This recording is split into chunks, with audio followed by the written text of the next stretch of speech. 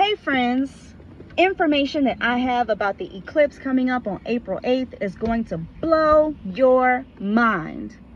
How many times have you heard that this past week?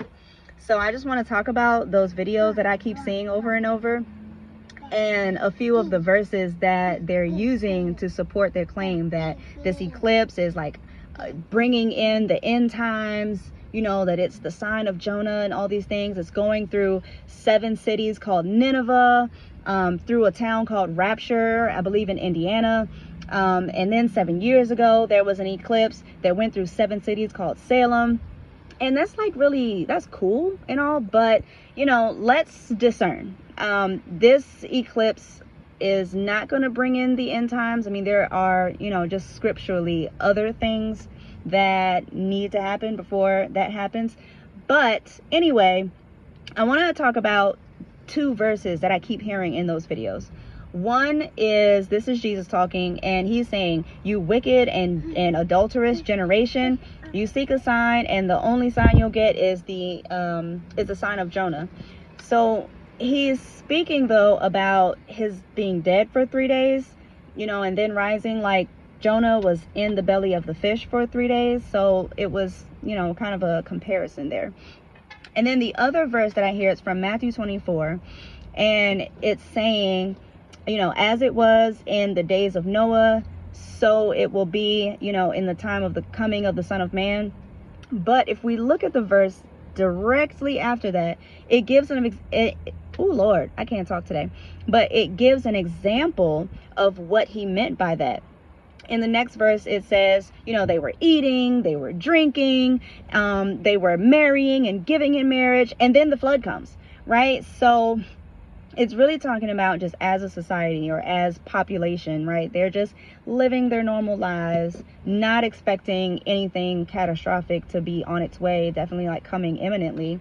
You know, they're eating, they're drinking, they're marrying, they're giving in marriage. It's just another day, right? And then it just comes surprised out of the blue.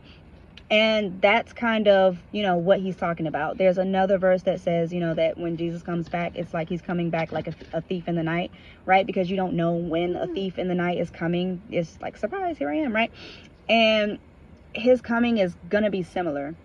And, you know, let's not be just, let's discern, and let's not be deceived. You know, there is other scripture that talks about how, you know, people are going to, you know, pretend to be Christ or come in his name and say, oh, he's over there and he's over here.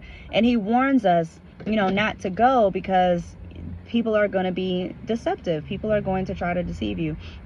And, you know, he's saying, you know, believe me, when I come, everybody's going to know it. So nobody's going to have to tell you he's over there, he's over here. Like, you're going to know, believe me. Right. So, you know, let's discern.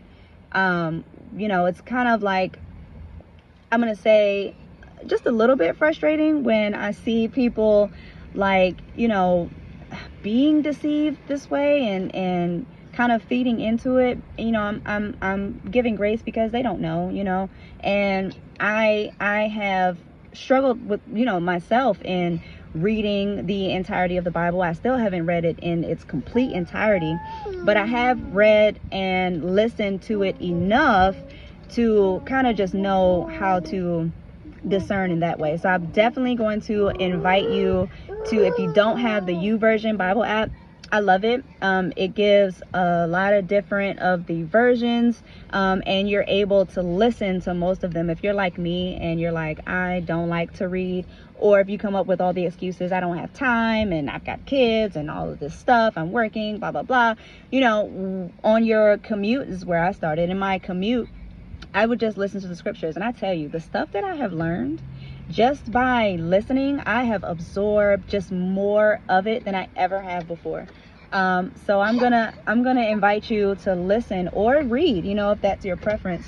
But let's get the scriptures in our minds and in our hearts so that we won't be deceived. And I'm not saying that this eclipse has 0 significance. I think it's going to be really awesome to see.